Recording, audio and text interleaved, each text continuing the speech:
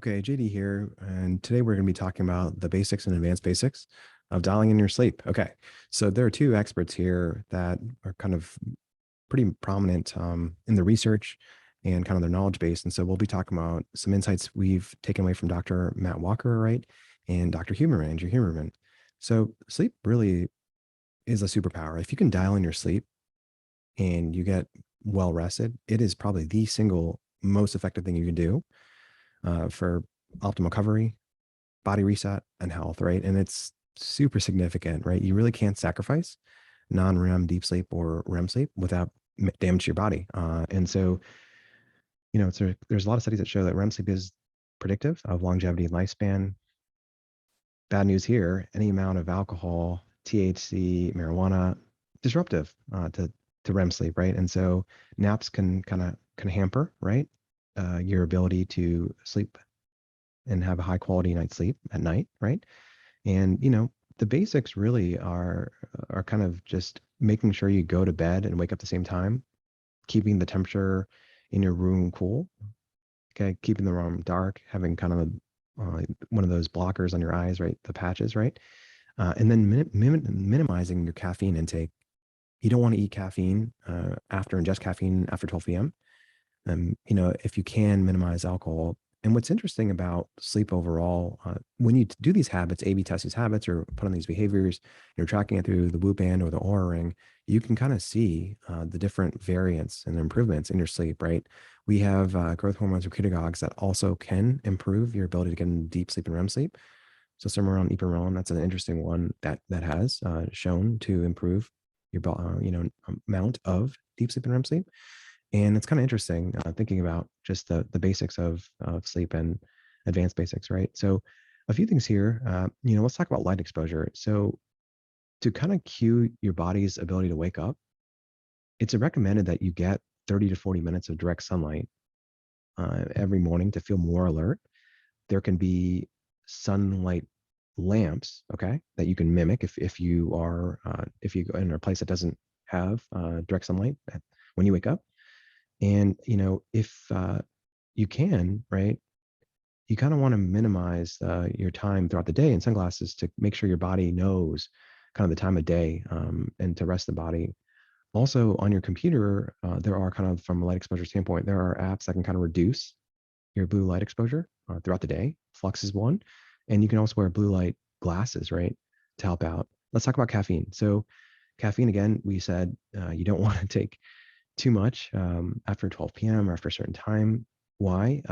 Because it's a psychoactive stimulant, right? So it increases, how it works is increases dopamine and blocks adenosine, and that kind of makes us sleepier, right? So when you kind of crash and come down from caffeine, obviously you'll lose the effects of caffeine, and adenosine, like it comes suppressed, right? And it comes rushing in. So you feel there's a crash, right?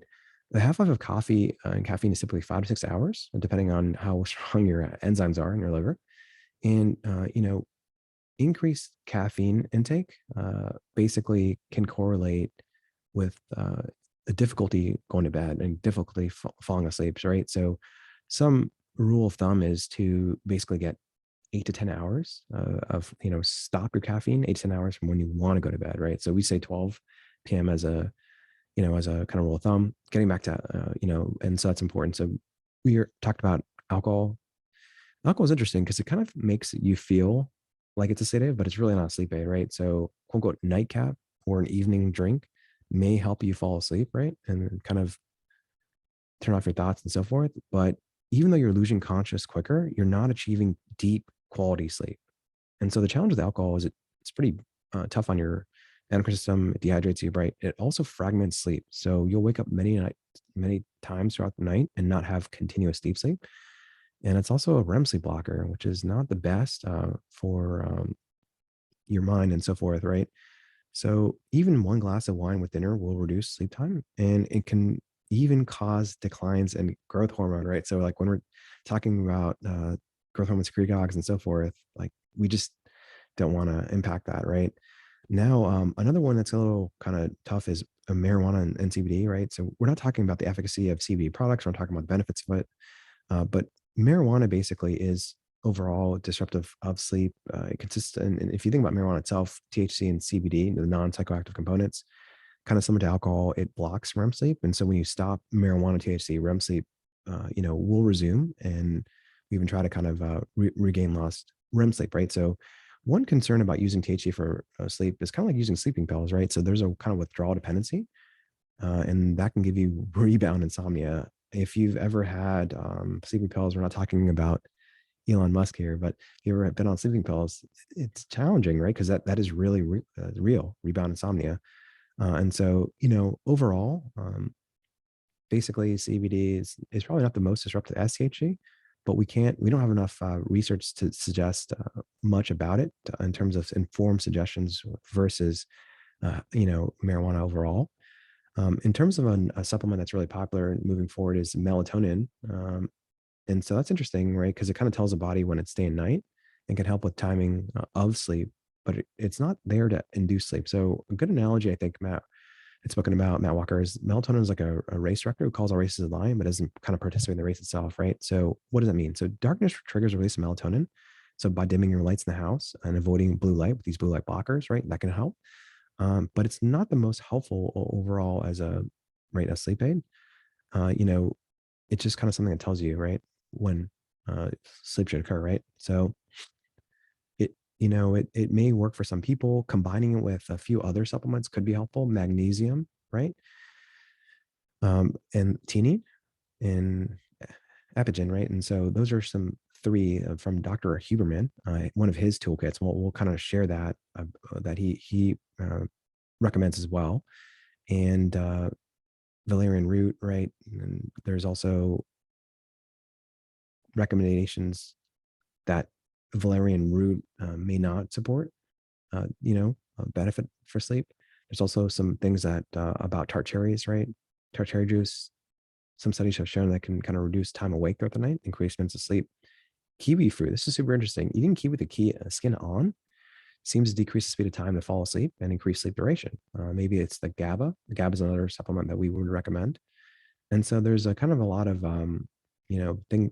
supplements that you can take and use to sleep better, right? So another question we get is, can you sleep over? Like, can you sleep too much? So the answer is, it doesn't seem like other things in life, like you can overeat, you can overexercise, you can overhydrate. So it kind of seems like logical you can get too much sleep, right? But it you know it seems that kind of it's funny because like sleep is not a non-linear relationship, and so the shorter you sleep, it's true that shorter you sleep, the shorter your life is. But past that hour of sleep, right, the mortality curve rises again. So maybe it's because people are sleeping longer because their underlying sickness, right? Maybe you're being in bed too long because of compensation for fragmented sleep. Like there's a lot of studies out there. There's kind of inconclusive about sleep. Okay. One cool thing I wanted to show you was a kind of a Twitter thread from Dr. Huberman. He's fantastic with regard to different facets of optimization, health and wellness. And I just kind of want to go over this. This is because I've found it to be pretty effective. And so we'll kind of go through his toolkit to improve sleep, right? So again, he was talking about sunlight, right? Before waking up, consistency of wake up time and going to bed. The R ring and the Whoop band can kind of help you out with that. Caffeine, right? Sleep disturbances, right? He talks about hypnosis, breath work is kind of interesting. There's an app called Othership that helps out with helping you get in a calm state. And it's fascinating in terms of the ability to kind of self hypnotize yourself, right? Sounds kind of strange, but it's super interesting. And then kind of light intake, right? And this is really interesting. So he talks about kind of a yoga NSDR protocol, which it helps you kind of with awareness and breath work. Again, an app called Othership can help you. Alternatively, what Dr. Huberman recommends are YouTube videos on this and kind of going through these protocols, which helps out when you have a poor night of sleep, right? And so he talks about the magnesium, theanine, epigen, right? Right? And some other types of supplements, GABA and glycine. So it's kind of interesting, his take on alcohol, right? And what happens when you age, right? And so it's really fascinating that we try to kind of these supplements, and they work pretty well. And so hopefully what you'll take from this is that sleep is pretty important, and everyone's unique. But if you try a few of these habits, there can be some different benefits from improving your sleep. Thank you, and talk to you soon. JD.